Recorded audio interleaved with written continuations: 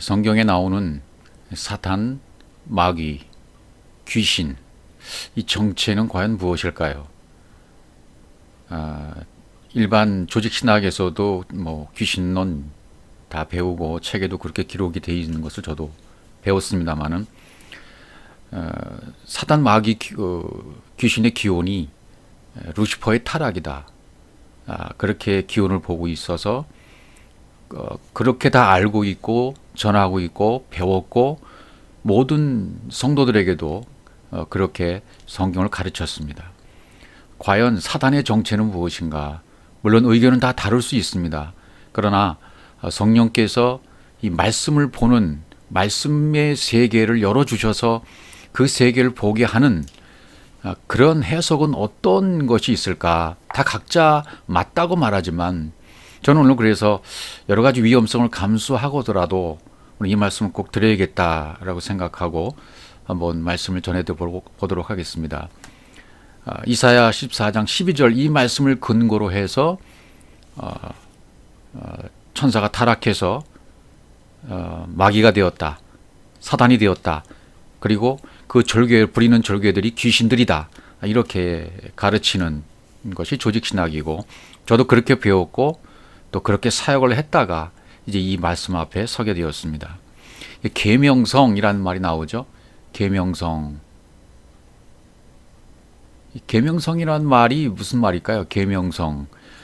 계명성이란 말을 원문을 살펴보니까 할렐에서 왔어요. 빛나다, 빛을 밝히다, 또 미친 척하다. 다윗이 미친 척했던 것을 기억하십니까? 수염에 침을 흘리면서 그 다 연결이 되는 말씀들인데 그렇게 다윗이 해야만 율법으로에서부터 진리로 나갈 수 있어요. 생명을 얻을 수 있다는 얘기죠. 그래서 계명성이라는 말 때문에 너 아침의 아들 계명성이여 어찌 그리 하늘에서 떨어졌으며 너 열국을 엎은 자여 어찌 그리 땅에 찍혀놓은고 이 말씀을 근거로 해서 또 에스겔 28장의 14절에 있는 12절 14절에 있는 말씀을 근거로 해서도 똑같이 그런 근거를 삼고 있습니다. 과연 그런가 한번 한 구절씩 살펴본다면 성경은 이미 비유로 기록되었다. 비유로 기록되었고 상징, 수수께끼로 기록되었다. 그래서 비유를 기록해 놓은 이유는 가짜를 던져 놓아서 가짜를 옆에 던져 놓고 진짜를 가르쳐 주는 목적으로 비유를 말씀하셨다는 것을 이미 말씀을 드렸습니다. 성경은 전부 비유입니다. 그러니까 문자로 보거나 그냥 겉으로만 보이는 성경 해석을 가했다가는 하나님께서 의도하시는 비유를 통해서 말씀하시고자 하는 의도를 깨달을 수 없다는 얘기죠. 계명성이라는 말을 한번 계속 살펴보도록 하겠습니다. 계명성, 뭐 새벽별이라고 번역이 되게 됩니다. 번역이. 욥기 38장 7절 말씀 보죠. 그때 새벽별들이 기뻐 노래하며 하나님의 아들들이 다 기뻐 소리를 질렀느니라. 새벽별이 나오죠. 새벽은 뭡니까? 새벽은 진리, 저녁이 되면 아침이 된다는 말씀을 기억하시죠? 저녁이 먼저 되게 됩니다. 지금까지 내가 했던 모든 것들이 아니었구나. 율법으로서는 안 되는구나. 나는 티끌이었구나. 이런 것을 깨달을 때가 저녁이 온 것이죠. 이 저녁이 된 다음엔 이제 아침이에요. 저녁이 되고 아침이 되니 그런 저녁이 된 다음에 이제 아침이 오는 것입니다. 진리의 아침이 오는 것입니다. 그러면 새벽은요. 이 진리의 빛이 비춰서 드러날 때 그때를 새벽이라고 합니다. 새벽별, 진리가 된 자를 별이라고 말하고 또 하나님의 아들들이 이 소리를 기뻐했다. 기뻐 소리 질렀다. 하나님의 아들이 나올 때 성경에서 하나님의 아들이 나올 때 이 성경 66권을 말할 수 있고 또 성경 66권이 진리로 풀어진 자들, 하나님의 사자들, 하나님의 천사들 이렇게 얘기할 수 있습니다. 그러니까 새벽별은 하나님의 아들들 같은 거나 다름이 없습니다. 또 계시록 2장 28절 내가 또 그에게 새벽별을 주리라. 새벽별을 준다고 돼 있죠. 또 계시록 22장 16절 나 예수는 교회들을 위하여 내 사자를 보내어 이것들을 너에게 증언하게 하였노라. 나는 다윗의 뿌리요 자손이 있고 광명한 새벽별이라 하시더라. 나 예수는 보십시오. 여기 자기 자신을 가르쳐서 나 예수는 광명한 새벽별이다. 예수가 자기 자신이 광명한 새벽별이라 그렇게 얘기해 주고 있습니다. 그러니까 계명성, 새벽에 빛나는 금성의 별명이죠. 이 새벽별은 아침의 아들, 계명성, 곧 예수 그리스도를 뜻한다. 이렇게 말할 수 있는 것이죠. 근데 이제 하늘에서 떨어졌으며 너 아침의 아들 계명성이요. 하늘에서 떨어졌으며 그렇게 나오잖아요. 그러면 하늘에서 떨어졌다. 하늘은 어디입니까? 샤마임이잖아요. 물이 있는 그곳, 말씀이 있는 그곳, 거기서 떨어졌다. 말씀이 육신이 되어 오신 예수 그리스도를 말하는 것이죠. 하늘에서 떨어졌으니까요. 또 열국을 엎은 자여 또 그 나오죠. 육신의 모양으로 오셨지만 죄의 모양은 있을 때 그분은 죄는 없으신 분이에요. 요한일서 1장 5절 하나님은 빛이시라 그에게는 어둠이 조금도 없으시니라 기록되어 있고요. 요한일서 3장 5절에는 그가 우리 죄를 없이 하려고 나타내셔 받은 것을 너희가 아나니 그에게는 죄가 없으시니라. 히브리서 4장 15절에도 죄가 없다라고 등장합니다. 그리고 로마서 8장 3절에는 육신의 모양으로 오셔서 그 육신의 죄를 정하셨다. 그리고 십자가로 가시는 거죠. 너 열국을 엎은 자여라고 이사야 14장 10절에 말했는데 열국을 엎었다. 그건 무슨 뜻이겠습니까? 구약과 율법의 말씀들을 뒤집어 엎었다. 율법의 인위적인 어떤 행위들을 엎어버리시고 승리하시는 거죠. 어떻게 해요? 죄 있는 육신의 모양으로 오셔서 스타우로스 언약의 기둥에서 죽으심으로 무투 타먹고 죽고 죽기 위해서 오시는 거죠. 십자가라는 말보다는 앞으로는 스타우로스가 좋을 것 같아요. 언약의 기둥, 이 언약의 기둥, 스타우로스에 가서 죽으시는 거죠. 땅에 찍혀놓은 거, 어째 땅에 찍혀놓은 거, 땅에 찍혔다는 말은 가다라는 말로 찍혀서 베어졌다. 그루트에서 싹이 났다. 그래서 본을 보이시기 위해서 그리스도의 믿음을 보여주시기 위해서 그분이 이 땅에 오신 거 아니겠습니까? 성경의 믿음을 가진 자들은 싹이 나고 자라고 열매를 맺게 되어 있습니다. 그다음 이사야 그 다음에 있는 말씀 계속 보시죠. 14장 13절 말씀으로 가보시면요. 내가 내 마음에 이르기를 내가 하늘에 올라 하나님의 뭇별 위에 내 자리를 높이리라. 내가 북극 지폐의 산 위에 앉으리라. 산 위에 자정하리라. 이렇게 기록되어 있죠. 이런 구조를 통해서 이제 귀신의 정체 루시퍼와 하나님의 찬사가 타락했다. 기원으로 보는 거죠. 하나님의 뭇별 위에 임하겠다는 것은 뭡니까? 성경 66권 위에 머리가 될 것이다. 나의 보좌를 높이리라. 진리가 되어서 덮어버리겠다. 진리의 옷을 입혀버리겠다. 북극 지폐의 산 위에 성경이 이제 동서남북이 나오잖아요. 북쪽은 어떤 숨겨진 곳, 잠복해 있는 곳. 우리 내면의 암흑을 뜻해요. 성경 66권을 모아서 우리 내면의 암흑이 심판받게 하시는 거예요. 서쪽은 바다, 세상이고요. 동쪽은 반대편, 대적하기 있는 편이고 남쪽은 바짝 마른 곳, 네게부, 광야라고 말하죠. 최남단, 옛삶이 끝나는 지점이 바로 남쪽입니다. 그래서 이 동서남북은 사복음서를 말할 수도 있고 네생물, 네병거, 네바퀴, 네바람, 네강, 씨 뿌리는 비유 네 가지, 전부 네 개의 뿔, 또 대장장이 4명, 전부 정육면체, 사각형, 이건 전부 천국을 나타내는 거죠. 12지파, 12제자, 12사도, 12아들, 좀 정방형, 그러니까 12 곱하기 12, 그래서 완전한 천을 곱하면 14만 4천이 되는 거죠. 진리가 되었으면 천년왕국 성취가 된 것입니다. 이렇게 동서남북으로 성경을 보는, 그래서 하나님이 진리가 된 자들이 12로 나타나는 아들, 제자, 지파 이렇게 나타내잖아요. 그러니까 구약과 율법의 모든 말씀들을 엎어버리기 위해서 그분이 육신을 갖고 이 땅에 오신 거죠. 땅에 찍히신 것입니다. 본을 보이기 위해서. 왜? 싹이 나고 자라고 열매를 맺기 위해서. 그 천국을 위하여. 그래서 북극 지폐에 의해 좌정하리라 그랬잖아요. 좌정한다는 말은 뭡니까? 이 앉으리라, 산 위에 앉으리라. 산은 말씀이 나오는 곳, 하나님의 말씀이 있는 곳, 거기에 앉으리라. 예수께서 산에 올라가 앉으시니 제자들이 나온지라. 예수께서 산에 올라가 앉으시면 그 즉시로 심판이 시작되는 것이죠. 안 된다는 말은 야샤브라는 단어인데요. 야샤브라는 말은 재판자로서 매복해서 교묘하게 앉으시는 거예요. 그러니까 재판의 의미가 있는 거죠. 앉다는 의미는. 그래서 말씀하신 후에 그대로 십자가에서 스타우로에서 죽으심으로 이것을 이루어 버리십니다. 좌정하신 거죠. 심판해 버리신 거죠. 또 이사야 14장 그다음에 14절 말씀을 보시면요. 가장 높은 구름에 올라가 지극히 높은 이와 비길이라 같아지리라 그랬어요. 십자가의 죽음과 부활에는 이 비길이라가 돼요. 같아지리라. 예, 같아지리라. 비길이라는 말이 무슨 뜻일까요? 그것은 닮아버린다. 다마, 히브리어로 다마라는 뜻인데요. 다마, 지극히 높은 자와 닮아버린 거예요. 같아진 것입니다. 이것을 파자해 본다 그러죠.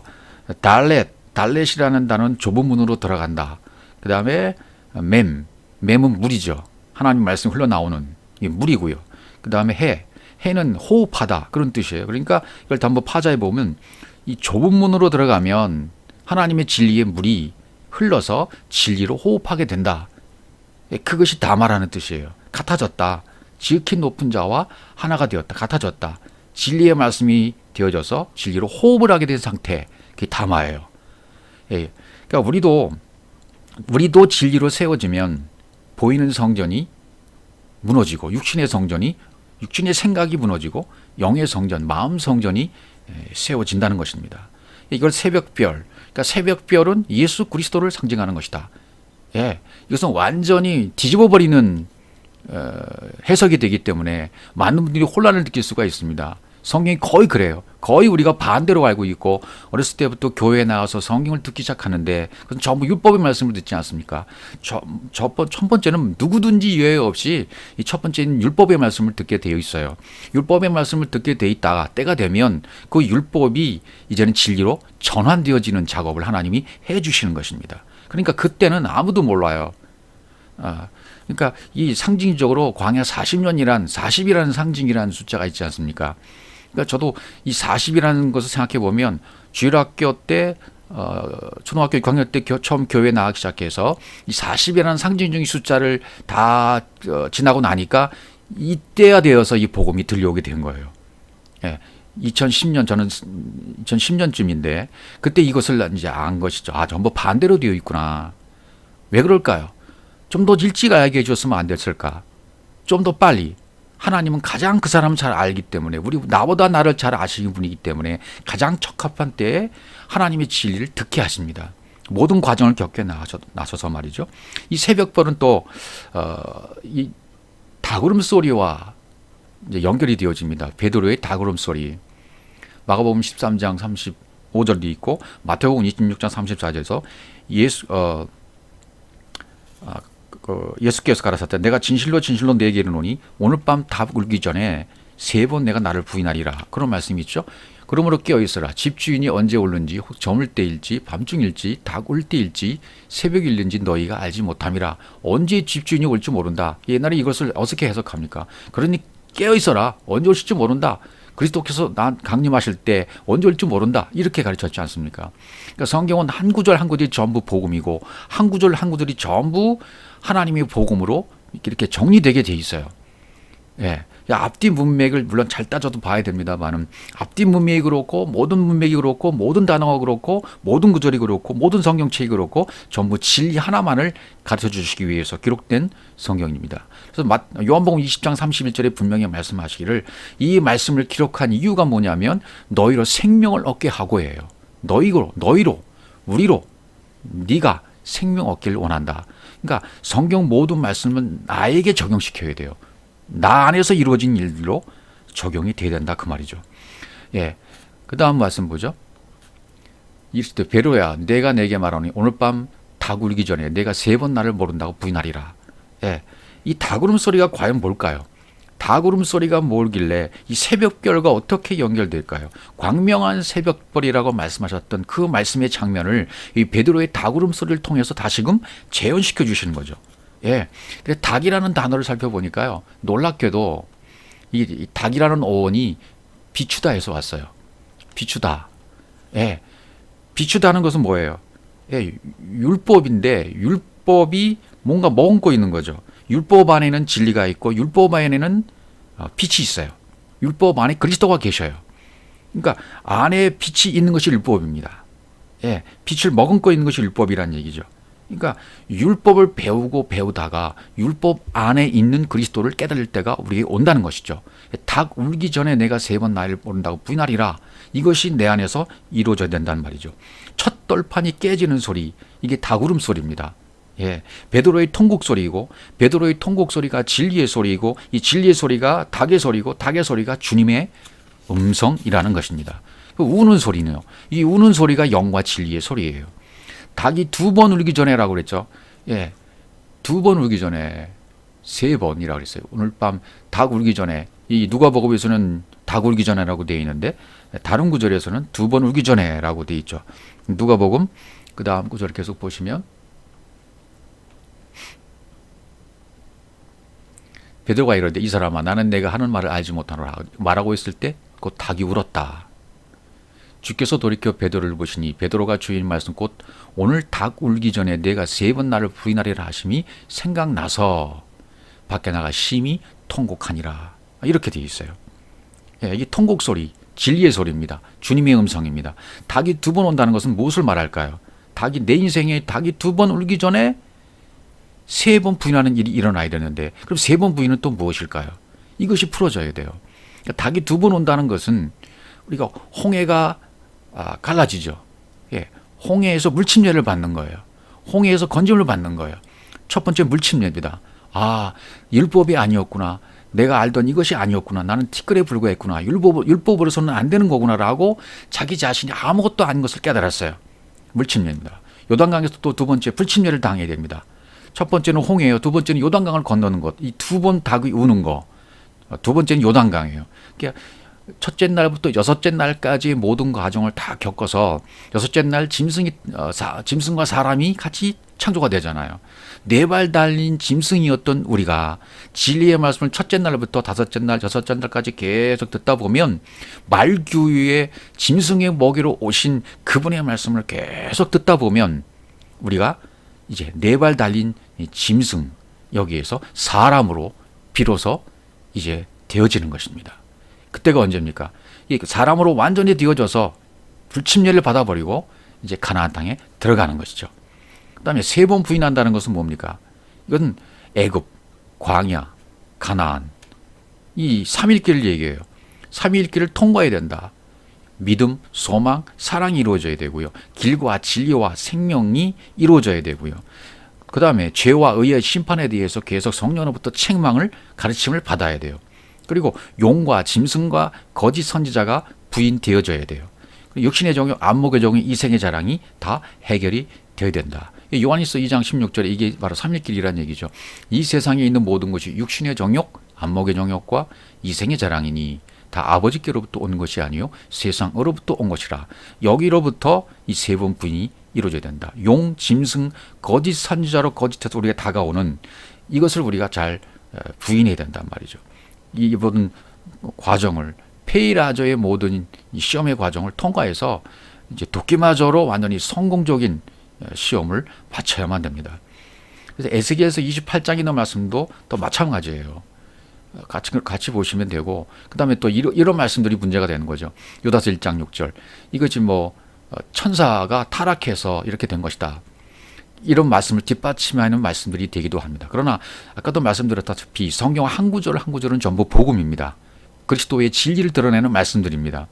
자기 주의를 지키지 아니하고 자기 처소를 떠난 천사들을 큰 날의 심판까지 영원한 결박으로 흑암에 가두셨으며 우리말 문자로 보면 진짜 그런 것 같죠. 이 말씀을 잘 살펴봐야 됩니다. 이 말씀이 무슨 뜻일까? 성령님께 질문해야 되겠죠. 이 말씀을 풀어주십시오. 이 말씀이 무슨 뜻인지 알게 해주십시오. 자기 주의를 아르케라는 단어를 썼어요. 아르케는 머리죠. 시작이죠. 우두머리죠. 주권입니다. 머리 되시는 그리스도를 마음에 간직해서 마음 성전을 짓지 못한 상태예요. 자기 주의를 지키지 못한 상태가. 그래서 자기 처소를 떠난 천사들이라고 그랬어요. 자기 처소를 떠난 천사들로 사자들로 성경 66권으로 이렇게 표현을 한 것이죠. 큰 날의 심판까지. 큰 날의 심판은 뭐예요? 진리가 이르러서 이것이 아니었구나. 율법이 아니었구나. 내 생각이 아니었구나. 내 육신의 생각이 아니었고 내 관점, 내 가치관 이것이 아니었구나라고 깨닫고 스타워로 위해서 완전한 다나토스의 죽는 바로 그때까지 영원한 결박으로 흑암에 가두셨어요. 진리를 깨닫지 못한 상태에 있으면 그것이 흑암에 가둔 상태예요. 감옥에 있는 상태입니다. 지옥에 있는 상태입니다. 그 다음에 베드로에도 똑같은 베드로가 이런 말씀을 기록해 놨죠. 베드로후서 2장 4절입니다. 하나님이 범죄한 천사들을 용서하지 아니하시고 지옥에 던져 어두운 구덩 위에 두어 심판 때까지 지키게 하셨으며 이렇게 되어 있어요. 범죄한 천사들이 뭘까요? 관역을 빗나가서 성경 66권 이것은 예수가 그리스도임을 나타낸 것인데 거기서 빗나가 버려요. 관역을 맞추지 못했어요. 그럼 범죄한 천사들이 되는 거죠. 성경 66권을 겉으로만 보는 거예요. 예, 성령께서 말씀하신 대로 전하지 못하는 거예요. 예수가 그리스도임을 전하지 못하는 상태에 있는 거예요. 그리고 전하지 못하고 문자로만 겉으로만 전하는 자들, 범죄한 천사들이라고 말할 수 있어요. 성경 66권을 그렇게 본단 말이죠. 어두운 구덩이에 던진다 그랬죠. 진리 깨닫지 못한 상태, 율법 아래 갇혀 있는 상태로 계속 그렇게 가둬놓게 그렇게 하신다. 예, 그런 뜻이죠. 마태복음 16장 23절. 그러면 사단이 그럼 무엇을 말하는가? 사단, 마귀, 귀신이라고 표현되어 있는 성경은 과연 무엇을 말하는 것일까? 이 베드로의 고백을 통해서 베드로와 예수님이 이 대화를 통해서 분명하게 제시되어 있습니다. 예수께서 돌이키시며 베드로에게 이르시되, 돌이켰다는 말은 뭡니까? 스텝4. 아니 관점이 바뀌신 거예요. 관점을 바뀌게 베드로에게 말씀하시는 거죠. 아마르로 진리로 말씀하시는 거예요. 베드로에게 지금 뭐라 그래요? 사단아 그러잖아요. 사단아 내 뒤로 물러가라. 너는 나를 넘어지게 하는 자로다. 내가 하나님의 일을 생각하지 아니하고 도리어 사람의 일을 생각하노라. 여기에 답이 다 있습니다. 내가 하나님의 일을 생각하지 아니하고 도리어 사람의 일을 생각하는도다. 이것이 답이죠.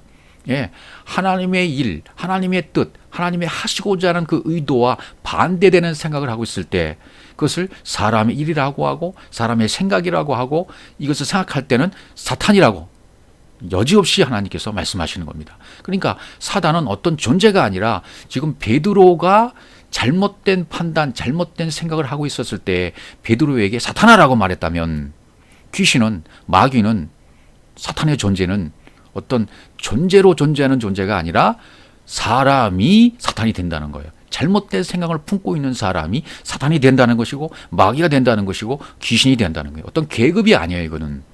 사단이 마귀가 우두머리고 절개들이 귀신들이다. 저도 그렇게 알고 있었고 그렇게 귀신 쫓는 사역도 했던 사람이었습니다. 그러나 이 사실을 알고 나서부터 얼마나 많이 회개를 했는지 몰라요. 눈물로 회개했는지 모릅니다. 잘못했다고 하나님 앞에. 이 말씀을 잘못 알고 잘못 가르쳤으니까요. 사단은 바로 잘못된 생각을 가지고 있는 내가 사단이고 내가 마귀고 내가 귀신인 것입니다. 그래서 잘못된 생각을 품고 있는 나를 구원하시기 위해서 그분이 이 마귀로 사단으로 귀신으로 바알세분으로 다이모니온으로 오시는 거예요. 강도로 도적으로 나한테 오시는 것입니다. 이것도 아마 의아하게 생각할 수도 있습니다만은 계속 말씀을 들어보시기 바랍니다. 자, 열왕기상 11장 14절 보죠. 이 사단이라 어떻게 되어 있나 보죠. 여호와께서 에돔 사람 하닷을 일으켜 솔로몬의 대적이 되게 하신, 여기 대적이 되게 하셨다는 이 대적이 사탄이라는 단어를 썼어요. 대적이 됐다. 그럼 어떻게 될까요? 에돔 사람 하닷이 솔로몬의 대적이 되었다. 솔로몬에게는 사탄이 된 거죠. 예, 솔로몬을 대적하는 사단이 누굽니까? 하닷이에요. 그는 왕의 자손으로 에돔에 거하였더라. 이렇게 대적이라는 단어를, 사탄이라는 단어를 썼습니다. 그 다음에 여러분 잘 아시는 발람 선지자 얘기 나오는 분 민수기 22장에 가보겠습니다. 민수기 22장 30절에 보시면 여호와의 사자가, 이 여호와의 사자도 성경 66권 하나님의 천사들 이렇게 말할 수 있죠. 그에게 이르되 너는 어찌하여 내 나귀를 이같이 3번 때렸느냐? 보라 내 앞에서 내 길이 사악함으로 내가 너를 막으려고 나왔다. 발람 선지자의 얘기 아니겠습니까? 예, 발람 선지자의 얘기 하기 전에 다윗의 인구조사도 우리가 한번 생각해 볼 수 있어요. 역대상 21장 1절에 사단이 일어나 이스라엘을 대적하고 다윗을 격동하여 이스라엘을 기소하게 했다. 다윗의 인구조사 기소했죠. 다윗의 인구조사, 이거 왜 하나님 앞에 죄가 될까요? 이스라엘 백성들 하면 단수입니다. 하나입니다. 그런데 다윗은 지금 인간적인 생각으로, 사람의 생각으로 성경을 겉으로만 보는 것을 얘기하고 계소한다는 말을 썼어요. 그러니까 다윗이 용과 그의 사자가 돼버린 거예요. 그러니까 인구조사를 강요시킨 것은 그 인간적인 생각이 대적이 되었다. 하나님이 사탄이 되었다는 것이죠. 다윗의 생각, 그것이 사탄이었고 범죄가 되었다. 발람 선지자 얘기도 우리가 알고 있잖아요. 모압왕 발락이 이제 애굽에서 나온 민족, 이 강한 민족이 뭐 승승장구하니까 이 발락이 발람 선지자를 불러요. 발람 선지자에게 사람을 보내서 저주하라고 하죠. 그러니까 하나님께 여쭤보니까 하나님 절대로 말하지 말라. 이 백성은 복받은 백성이다. 저주하지 마라. 그렇게 말씀하고 사람들 돌려보냈어요. 더 귀한 존재들이 와서 또 얘기하는 거죠. 그런데 베드로후서 2장 15절의 말씀 보면 그때 이 발람의 마음이 이렇게 묘사합니다. 저희가 바른 길을 떠나 미혹하여 부올의 아들 발람의 길을 쫓는도다. 그는 불의의 삭슬 사랑하다가 자기의 불법으로 말미암아 책망을 받되 말하지 못하는 나귀와 사람의 소리로 말하여 이 미친 선지자여 미친 행동을 저지하느니라 이렇게 얘기했어요. 미친 선지자 미친 행동을 저지했다. 누가? 나귀가 말을 함으로. 그러니까 이 발람 선지자의 생각이 불의의 삭슬 사랑하는 생각으로 잘못된 길로 걸었다. 그래서 발람의 잘못된 생각을 막으려고 여기도 보세요. 내 길이 사악함으로 패역함으로 발람의 길은 거꾸로 가는 길입니다. 뒤집힌 길입니다. 그래서 유다서 1장 11절에서도 발람의 어그러니 길이라고 얘기했어요. 내가 너를 막으려고 나왔다 그랬죠. 하나님께서 이 발람 선지자를 막으려고 여기가 사탄이라는 단어를 썼어요. 막으려고가 사탄이에요. 그래서 나귀의 입을 여셔서 말씀하시는 거죠. 예. 그래서 나귀의 입을 여셔서 말씀하시는데 놀라운 사실은 그 다음 구절 또 보시면 똑같은 막으려가 또 나와요. 발람의 입에서 나온 말이에요. 발람이 여호와의 사자에게 말하되 내가 범죄했나이다. 당신이 나를 막으려고. 아까는 하나님께서 쓰신 단어 너를 막으려고가 사탄이었어요. 여기도 똑같은 단어인데 발람이 당신이 나를 막으려고 하나님이 썼던 막으려고는 사탄이에요. 그런데 여기서 발람이 나를 막으려고 했다는 이 사탄의 단어가 아니에요. 단어가 달라요. 여기는 카라라고 썼어요. 앞에 단어가 달라요. 예, 이 카라라는 단어는 무슨 뜻인가 봤더니 이런 뜻입니다.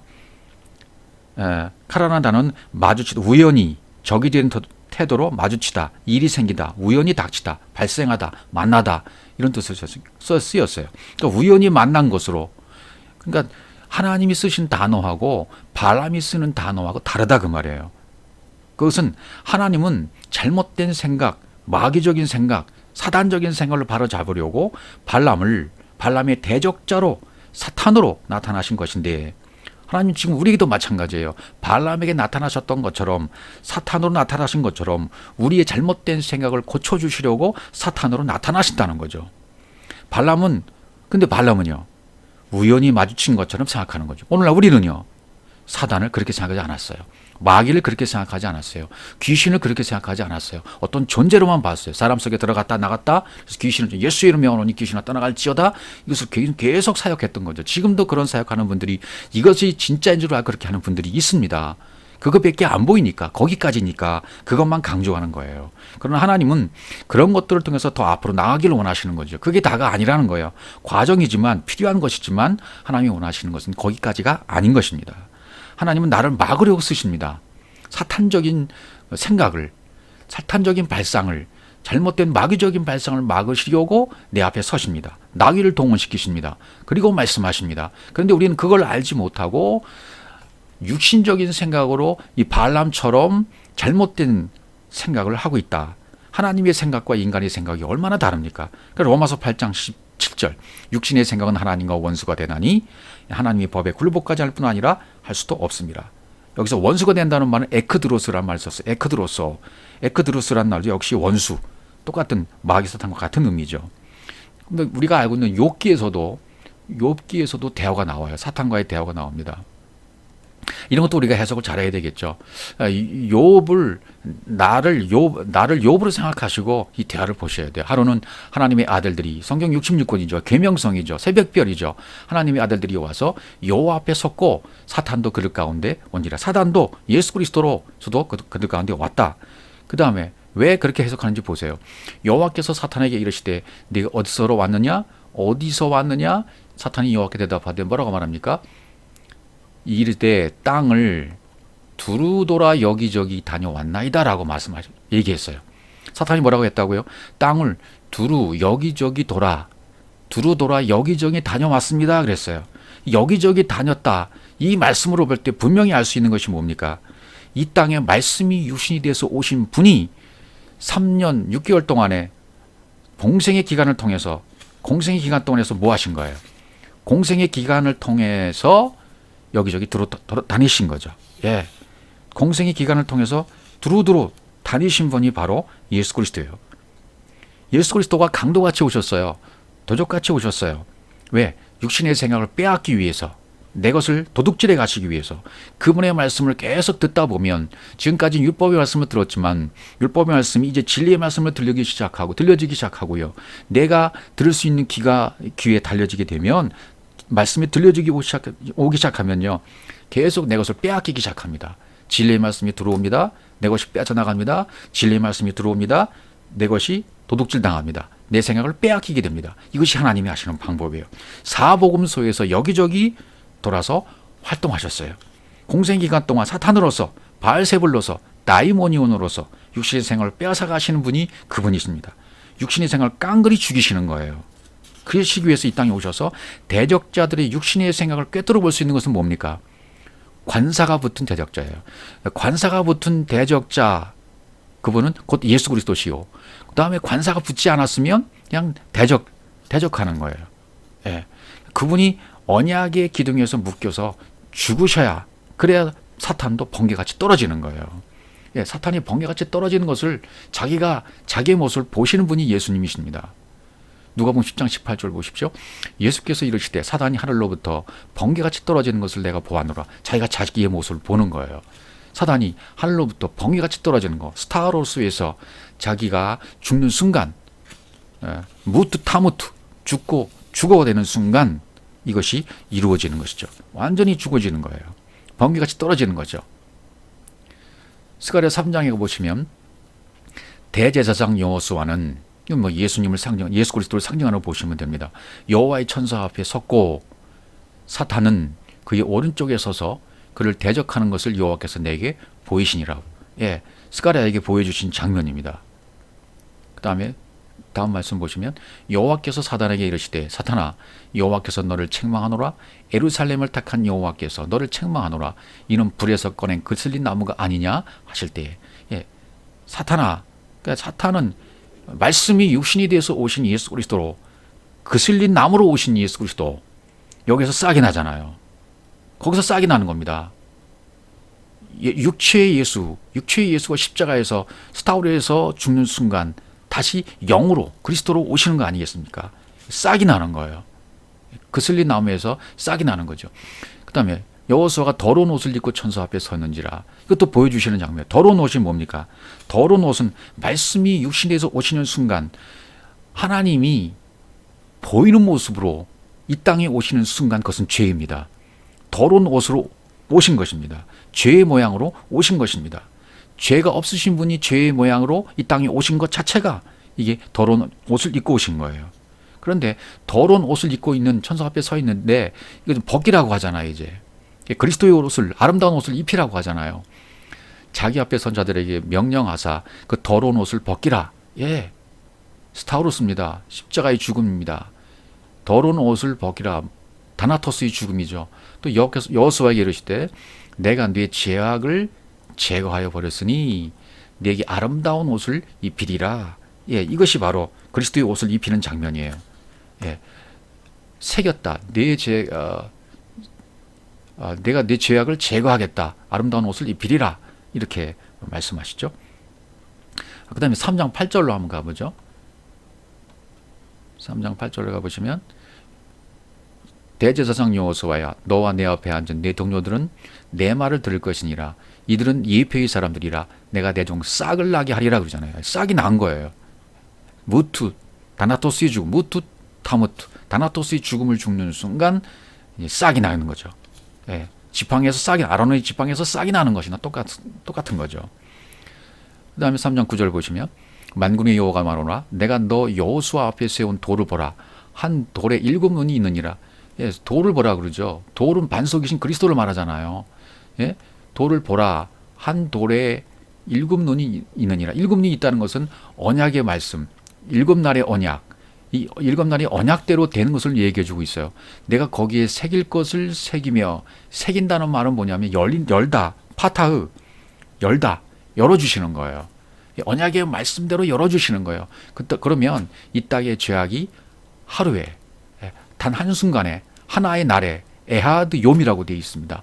한 순간에 제거되는 것입니다. 그 순간에 제거되는 것이죠. 어느 순간에? 십자가에 죽는 순간에.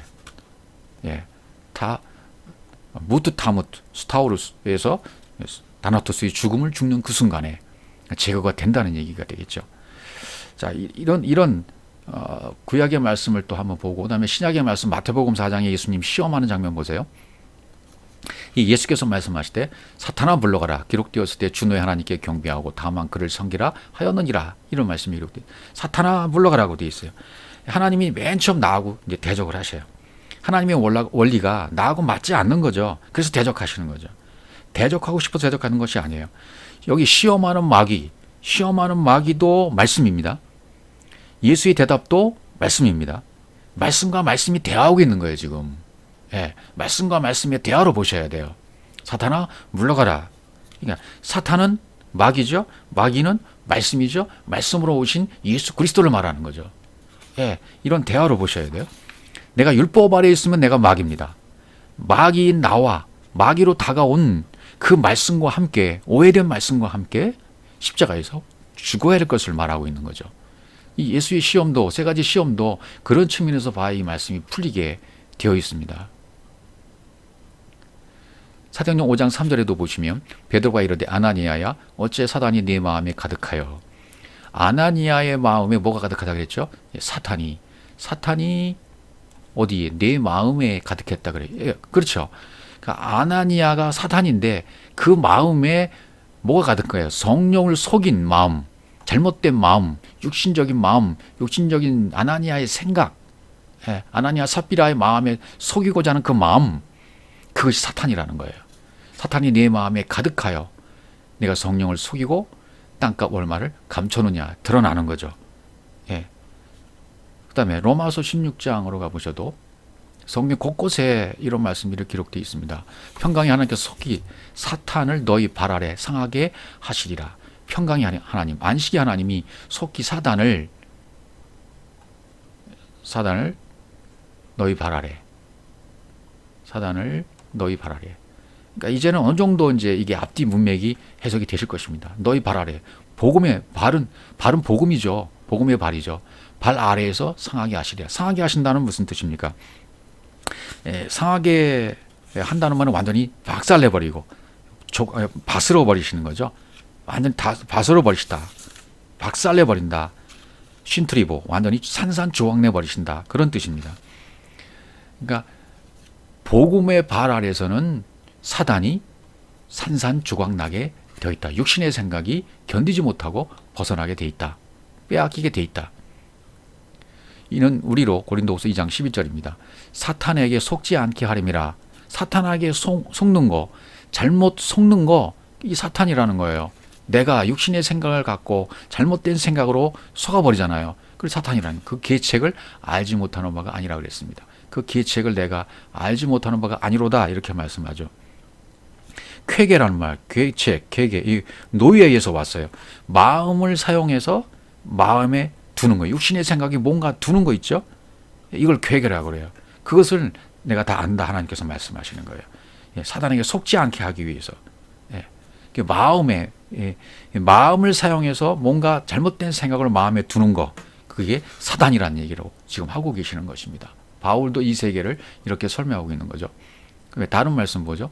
고린도후서 11장 13절. 그런 사람들은 거짓 사도요 속이는 일꾼이니 자기를 그리스도의 사도로 가장하는 자들이라 그랬어요. 그리고 그 뒤에 뭐라 그랬냐면 이것은 이상한 일이 아니니라 사탄도 자기를 광명의 천사로 가장한다 그랬어요. 광명의 천사로 가장한다.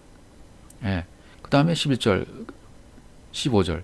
그러므로 사탄의 일꾼들도 자기를 의의 일꾼으로 가장하는 것이 또한 대단한 일이 아니니라. 그들의 맞으면 행한 대로 되리라. 이렇게 돼 있어요. 그러니까 여기 뭐 광명의 천사로 가장한다. 또 거짓 사도다. 속이는 일꾼이다. 그리스도의 사도로 가장한다. 이런 말이 나오잖아요. 거짓 사도는 뭡니까? 위장된 전도자죠. 여기 거짓 사도, 이것은 위장된 전도자입니다. 거짓 사도예요. 잘못된 복음을 전하는 자들이죠. 속이는 일꾼이죠. 쾌우리의 역군이죠. 뭡니까? 말을 섞어서 끼워내는 일을 하는 교사들입니다. 그리스도의 사도로 가장한다 했잖아요. 그리스도의 사도로 가장한다. 비진리를 진리로 가장해서 전하는 자들이에요. 진리인 것처럼 비진리를 가장해서 전하는 자들이 이 그리스도의 사도로 가장하는 자들이 아니겠습니까? 광명의 천사, 이걸 또 광명의 천사라고 얘기를 해주지 않습니까? 그 뒤에 광명의 천사로 가장한다. 광명의 천사로 가장한다. 그리스도의 사도로 가장한다. 광명의 천사로 가장한다. 비질로 가장한다. 거짓 사도, 위장된 전좌다로 쾌오리 여건으로 말을 섞어서 끼워낸다. 이 전부 통하는 말들이에요. 사단이 이렇게 광명의 천사로 가장한다. 꿰인다. 이런 말이 되겠습니다. 그 다음에 요한복음 13장에 가시면 이제 가룟 유다 얘기가 나오잖아요. 마귀가 벌써 시몬의 아들 가룟 유다의 마음에 예수를 팔려는 생각을 넣었더라. 이제 마귀로, 이제 사단이라고 썼던 말을 살펴봤고요. 그 다음에 이제 마귀로 또 사용이 되죠. 사단, 마귀, 그 다음에 귀신, 이 세 가지가 성경에 다 나옵니다. 유다의 마음에 벌써 유다의 마음에 예수를 위하여, 이것을 한번 직역을 해보면 유다의 마음에 예수를 위하여 아주 넘겨버리려는 생각을 던졌다. 예, 아주 넘겨버리다. 팔려는 생각을 넘겼다. 아주 넘겨버리는 생각을 던졌다. 누가? 마귀가 그런 생각을 유다에게 던져 넣은 것입니다. 그 생각이 마귀예요. 호 디아블로스. 이 마귀의 생각, 이 생각이 마귀라는 거예요. 가룟 유다의 마음속에 들어온 생각, 집어넣어준, 마귀가 집어넣어준 생각, 그건 뭡니까? 예수 그리스도께서 자기 자신의 이의를 진행시키시기 위해서 가룟 유다의 마음에 예수를 아주 넘겨버리는, 예수를 위하여 넘겨버리는 생각을 집어넣으신 거예요. 그러니까 관사가 있으면 예수 그리스도, 관사가 없으면 대적자의 개념으로 보시면 되겠습니다. 그동안 또 사도행전 10장 38절도 굉장히 많이 성령 사역할 때, 영성 사역할 때 많이 사용하던 말씀이었습니다만은, 하나님이 나사렛 예수에게 성령과 능력을 기름 붓듯 하셨음에 그가 두루 다니시며 선한 일을 행하시고 착한 일을 행하시고 마귀에게 눌린 모든 사람을 고치셨으니 이는 하나님이 함께 하셨습니다. 이렇게 기록되어 있습니다. 나사렛 예수, 호 디아볼로스, 마귀예요. 그러니까 여기 하나님이 나사렛 예수에게 뭘 보여주셨어요? 성령과 능력, 기름 붓듯 하셨다. 그 다니시면서 착한 일 하셨다. 또 이 마귀에게 눌린 모든 사람, 여기도 호 디아볼로스였어요. 라는 단어 쓰였습니다. 고치셨다. 병을 고치셨다.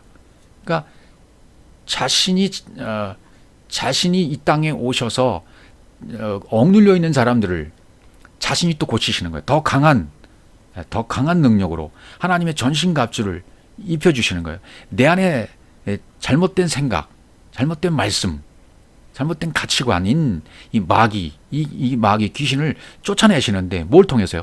다이모니온을 통해서, 율법을 가중시켜서 호 디아볼로스가 강도로, 도둑으로, 더 강한 분으로 오십니다. 왜? 진리를 깨닫도록, 율법을 가중시켜서 이 진리를 깨닫도록 하시는 방법이 하나님의 방법이에요. 그러니까 하나님이 나사렛 예수 마귀 동격이에요. 같은 거예요. 그렇죠? 하나님 나사렛 예수에게 지금 성령과 능력을 더 강한 것을 부어주십니다. 더 강하게 해서 디아볼로스를 쫓아내시는 거예요. 쫓아내버리는 겁니다. 우리 안에 있는 잘못된 것들을, 눌린 것들을 고쳐주시는 거예요. 하나님이 하시는 방법이 이렇다는 얘기입니다. 그러니까 어떤 우리 안에 들어있는 귀신적인 존재들을 강한 이름으로 예수 이름 쫓아낸다. 그런 말은 앞뒤가 맞지 않는 것입니다. 예수 이름은 또 되지도 않고요. 그 다음 말씀 보세요. 에베소서 6장 11절. 마귀의 관계를 능히 대적하기 위하여 하나님의 전신갑주를 입으라고 그랬죠. 이 하나님의 전신갑주를 입어라. 그리스도를 옷을 입는 거. 이 하나님의 전신갑주, 그리스도의 옷을 입는 거. 머리부터 시작해서 온몸에 전신갑주를 입으라고 그러잖아요. 구원의 투호와 예흉비와 진리 허리띠를 띠고 화평복음의 신을 신고 뭐 이런 말씀으로 쭉 하나님 전신갑주를 입으라 기록되어 있는데, 이 호 디아볼로스의 계획을 위한 것이 된다는 거예요. 뭐가? 그리스도의 옷을 입는 것이, 하나님의 전신갑주를 입는 것이 호 디아볼로스의 마귀 사탄의 계획을 위한 것이 된다. 왜? 그래야만 그분의 계획이 완성되어지는 것입니다. 십자가의 죽음으로, 스타우로스에서 다나토스의 죽음으로 이루어주시는 겁니다. 예, 나와 함께 모든 것을 다 죽여주시는 거죠. 내 잘못된 육신적인 생각들을, 이 마귀적인 사탄적인 요소들을 전부 죽여주신다는 얘기죠. 그렇게 되기까지는 계속 우리가 진리의 말씀을 듣고 계속 과정을 겪고 나가야만 합니다. 야고보 4장 7절도요. 그런즉 너희는 하나님께 복종할지어다, 순복할지어다, 마귀를 대적하라, 그리하면 너희를 피하리라, 이렇게 되어 있습니다. 하나님께 순복한다는 이 휘포타소라는 단어를 썼는데요. 하나님께 복종할지어라, 순종할지어다, 휘포타소. 휘포라는 말은 뭐 아래, 타소라는 말은 재정비하다, 재정렬하다. 하나님의 말씀이 아래로부터 이렇게 재배열되기 시작하면 어떻게 되는 겁니까? 육신의 생각, 마귀는 사라지기 시작하는 거예요. 너희를 피하리라 그랬죠. 피한다는 말이 사라진다는 말이에요. 없어진다는 말이에요. 어떻게 하면요? 에피타소 하면, 휘포타소 하면, 에피타소는 명령하는 거고요. 휘포타소는 순복하는 겁니다. 나중에 에피타소는 다시 살펴보게 될 것입니다. 그런데 이것이 우리에게도 돼야 돼요. 마귀를 대적하는 것이 돼야 돼요. 예. 마귀를 대적하는 것이 뭐라고요? 하나님의 전신갑주를 입는 것입니다. 그리스도의 옷을 입는 것입니다. 말씀이 내 안에서부터, 이 아래에서부터 말씀이 들려져서 재배열되기 시작하면 육신의 생각은 없어지는 것입니다. 사라지게 되는 것입니다. 그 말씀이 내 안에서 순서대로 배열되어야 돼요. 말씀이 내 안에서 순서로 배열되어지고 재배열되어지면, 딱딱 맞아 떨어지면, 말씀이 내 안에 자리 잡으면, 충만하게 채워지면, 그리스도의 장성한 분량까지 이루어지게 되어지면 마귀를 대적하는 것이 되는 것입니다. 네. 이렇게 되어져야 온전하게 된다는 것이죠. 베드로전서 5장 8절도 근신하라 깨어라 너희 대적 마귀가 우는 사자같이 두루 다니며 삼킬 자를 찾나니, 이 말씀도 얼마나 우리가 잘 알고 있는 말씀입니까? 예. 대적 마귀가 뭡니까? 너희 대적 마귀가 그랬죠. 너희 대적 마귀라고 했을 때 대적 마귀는 뭡니까? 우리한 잘못된 생각, 율법적인 요소, 예, 안티디코스라고 되어 있어요. 안티디코스, 디아볼로스, 율법, 복음을 듣다가 다시 율법으로 가면 안 되잖아요. 진리를 듣다가, 진리의 복음을 듣다가 다시 율법으로 돌아가면 안 되잖아요. 그렇게 삼킬 자를 지금 이 잘못된 생각이 찾고 있다는 거예요. 예, 계속해서 삼킬 자를 찾고 있다. 그래서 분별해라, 근신해라, 분별해라, 깨어라, 정신 차려라. 우는 사자같이 두루 다니며 삼킬 자를 찾고 있다. 그러니까 우는 사자가 어떤 존재가 아니라는 거예요. 어떤 존재가 아니고 내 안에 있는 잘못된 생각, 잘못된 정신세계, 이런 것들로 말미암아 계속 정신 차리지 않으면 다시 옛날로 돌아갈 수 있다는 얘기입니다. 집중해야 되니까 말씀에 집중해야 되고, 진리의 말씀으로 무장을 하라는 얘기입니다. 대적하는 것이 진리 말씀으로 무장하는 거예요. 진리 말씀으로 무장이 되어지면 말씀이 내 안에서 이렇게 배열되기 때문에, 내 안에 이렇게 차곡차곡 쌓이고 배열되기 때문에 그 무장이 되어져야만 삼킬 자에게 먹히질 않아요. 삼킬 자가 사실은 누굽니까? 내 겉사람이고 내 겉이고 잘못된 생각들이에요. 내 안에서 이루어지는 일들입니다. 이 겉사람이 속사람에 의해서 오히려 삼킨 바가 되어야 되는 것이지, 이 겉사람이 오히려 속사람을 삼켜버리면 안 되는 거예요. 진리의 말씀을 듣다가, 복음의 말씀을 듣다가 다시 율법으로 돌아가면 안 된다, 그런 말이죠. 요한 1서 3장 8절 말씀으로도 가보겠습니다. 요한 1서 3장 8절, 죄를 짓는 자마다 마귀에게 속하나니 마귀는 처음부터 범죄하느라 하나님의 아들이 나타나는 것은 마귀를 멸하러 하심이라. 호 디아볼로스로 오신 예수 그리스도는 죄의 모양으로 오셨기 때문에 죄를 짓는 자요, 육신의 죄를 정하신 분입니다. 죄를 짓는 자가 그분이에요. 죄를 짓는 자, 말씀이 육신이 돼서 오신 자는 마귀에게 속했어요. 사탄입니다. 사탄으로 오신 거예요. 사탄이 나를 구하기 위해서 오신 거예요. 마귀는 처음부터 범죄한 거다. 왜? 죄의 모양으로 오는 순간부터 그건 죄예요. 범죄예요. 반역에서 잘못 벗어난 것입니다. 그래서 하나님의 아들, 이분이 성경 66권으로 오신 것은, 나타나신 것은, 보이게 나타내는 것은, 육체로 나타나신 것은 마귀의 그런 마귀적인 요소를 멸하러 오신 것이다. 디아볼로스는 나중에 죽임을 당하잖아요. 디아볼로스를 멸하는 거예요. 이건 나중에 또 신약에 귀신들 나올 때 귀신 쫓는 장면을 통해서 또 살펴보게 될 것입니다. 그다음에 귀신이라는 단어도 뭐 사복음서에 굉장히 많이 나와 있고요. 귀신이라는 단어가 나와 있어요. 디모데전서 4장 1절 그러나 성령이 밝히 말씀하시기를 후일에는 어떤 사람들이 믿음에서 떠나 미혹하는 영과 귀신의 가르침을 따르리라 하셨음이니 그랬습니다. 미혹하는 영, 귀신의 가르침을 따른다. 믿음에서 떠나, 그리스도의 믿음에서 떠나서, 이게 귀신의 가르침을 따른다는 거예요. 잘못된 가르침, 어떤 존재로서의 가르침을 따르는 것이 아니라 잘못된 생각에서 나온 사단적인 요소, 율법적인 요소에서 계속 가르침을 받고 따른다, 쫓는다, 그런 말이죠. 야고보서 2장 19절에도 내가 이런 말이죠.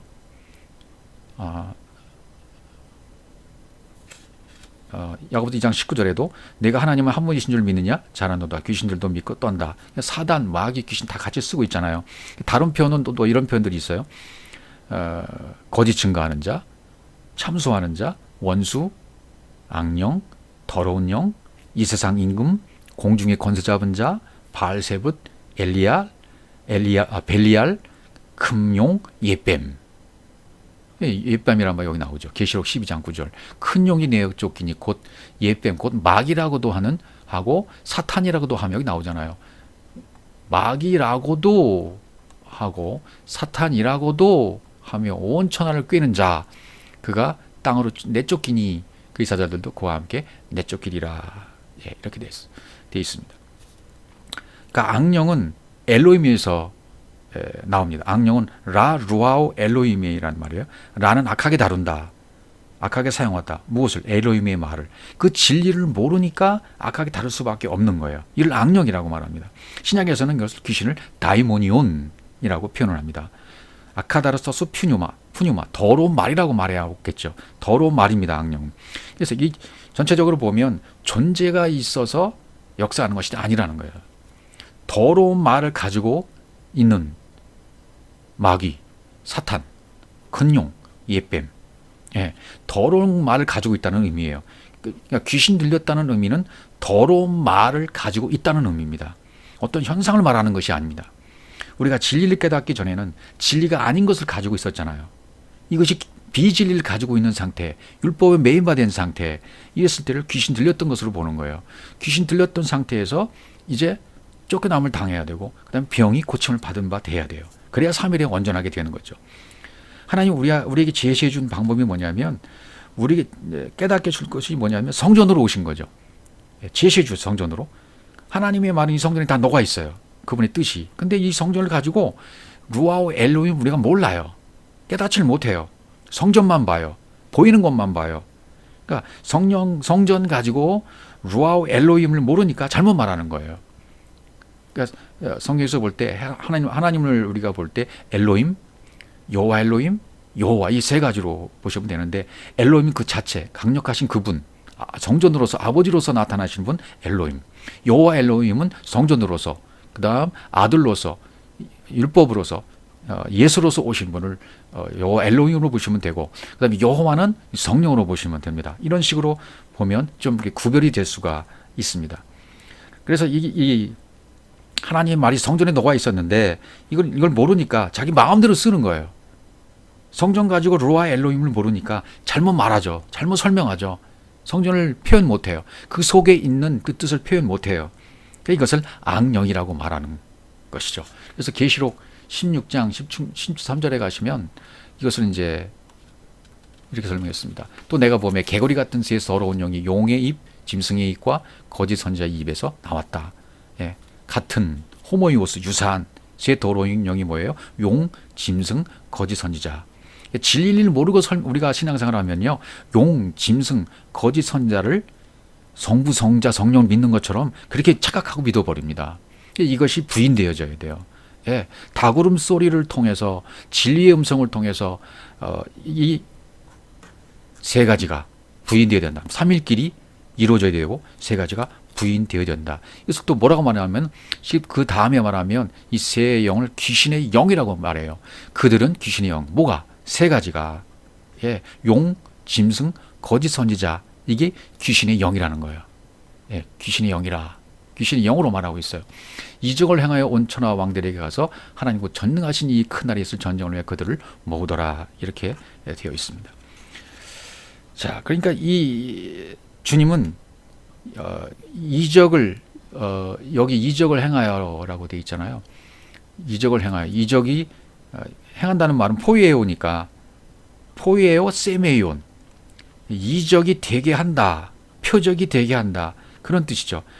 그러니까 그 능력을 가진 예수 그리스도가 이 땅에 오셔서 표적으로 오셔서 그 능력을 가진 분인데 그분을 믿어야 되고 그 이적이 되는 것을 믿어야 된다. 깨달아야 된다. 주님은 정작 그 기적과 표적을 통해서 무엇을? 진리를 알게 하기 위해서 이적과 표적으로 보여주시는 거죠. 주님이 제자들에게만 이 산상수훈을 가르치지 않습니까? 허다한 무리는 산상수훈을 두지 못했어요. 또 사도 바울을 통해서 이런 구절도 말씀해 주고 계십니다. 사도행전 17장 18절 어떤 에피쿠로스와 스토아파들도 철학자들도 바울과 쟁론할 때 어떤 사람은 이르되 이 말장이가 무슨 말 하고자 하느냐 하고 어떤 사람은 이르되 이방신들을 전하는 사람인가 보다 하니 이는 바울이 예수의 바를 전하기 때문이다. 이렇게 얘기했어요. 여기 이방신이라고 그랬잖아요. 이방신들을 전하는 사람인가 보다. 이방신들이라는 것이 뭐 다이모니온이에요. 다이모니온. 그러니까 다이모니온은 그 말쟁이 뒤에 말쟁이 어떤 이 말쟁이가 그랬잖아요. 이 말쟁이가 까마귀처럼 씨를 쫓는 자, 막 씨를 쪼아버리는 까마귀가 씨를 쪼듯이 씨를 쪼아버리는 자를 말쟁이라고 말을 합니다. 무슨 말을 하고자 하느냐? 어떤 사람이 이르되 이방신들 다이모니온을 전하는 자들이라 이렇게 했어요. 근데 바울은 뭘 전하는 사람입니까? 예수와 부활을 전하기 때문이다. 그건 뭐예요? 바울이 전한 것은 하기오스 푸니마 거룩한 성령, 거룩한 영을 전한 거예요. 깨끗한 말을 전한 거예요. 근데 듣는 사람들이 이것을 잘못 알아들었어요. 잘못 알아들으면 잘못 알아들은 사람에게는 이것이 더러운 영이 되는 것입니다. 다이모니온이 되는 것입니다. 자, 지금까지 우리는 사단, 마귀, 귀신은 존재가 아니라는 것, 사람 속에 들락날락하는 존재가 아니라는 것입니다. 계급도 서열도 아니라는 것입니다. 현상도 아니라는 것입니다. 근데 왜 그런 것을 우리에게 경험하게 하시는가? 영성 사역을 통해서 또 성령 사역을 통해서 지금도 수많은 분들이 경험하고 있는데 이런 귀신 쫓는 사역들도 체험을 통해서 진리로 나아가게 하기 위해서 저에게도 잠시 그런 것을 경험하게 해주는 것도 이 진리의 세계로 나아가게 해주는 과정이었다는 것을 저는 고백할 수가 있습니다. 이 더러운 말, 사단, 마귀, 귀신은 더러운 말이다. 사람의 육신의 생각, 이것이 마귀다. 사람 속에 있는 말씀을 대적하고 하나님을 잘못 생각하고 하나님의 일을 잘못 생각하는 그것이 바로 사단이다. 베드로가 하나님의 일을 대적해서 잘못 알고 말했을 때 그 일을 제지하려고 했을 때 이것이 곧 사탄이라는 말을 썼듯이 베드로에게 사단아 물러가라 했듯이 하나님의 일을 대적하는 것이 바로 사단이다. 말씀을 대적하는 것이 사단이다. 이것은 우리가 꼭 기억하고 신앙생활을 해야 될 줄로 믿습니다.